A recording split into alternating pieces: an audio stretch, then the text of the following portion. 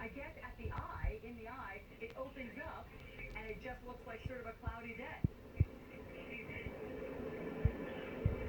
Yes, right now we're flying in the Gulf of Mexico. We've just crossed the southern peninsula of Florida. We're going to drop about 9 more instruments in the Gulf of Mexico because, again, we're measuring essentially what we call the steering currents that influence the track of the storm.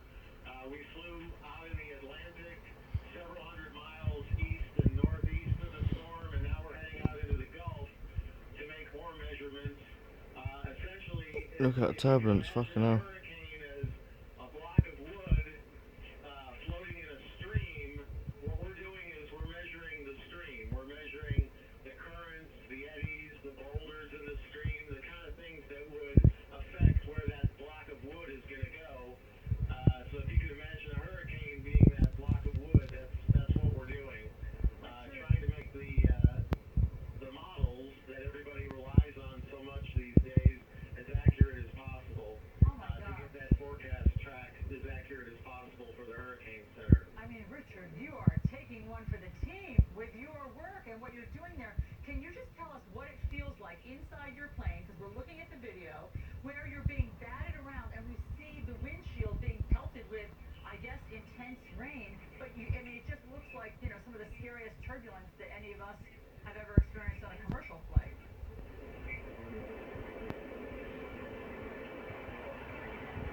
Well, it's a different view of the storm from up here, from up at 45,000 feet.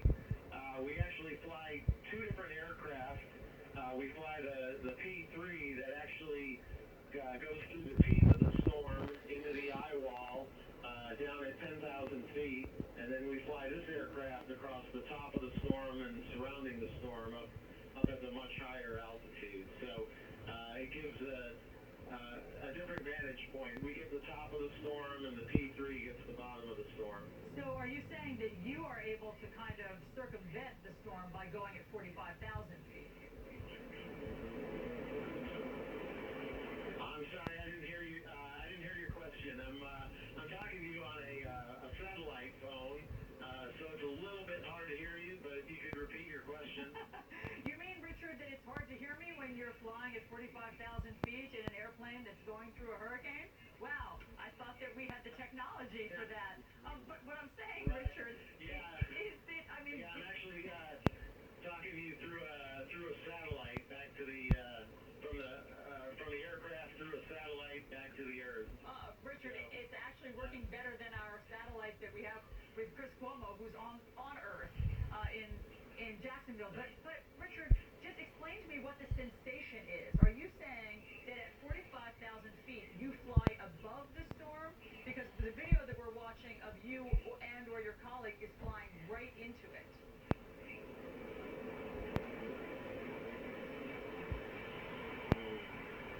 Oh, Richard, can you hear me? It's a little bit difficult to hear you right now. The reception's not so good on my end. But I guess the one thing I wanted to make sure everybody realizes is that this is still a very dangerous storm with winds in excess of 100 miles per hour, well in excess of 100 miles per hour.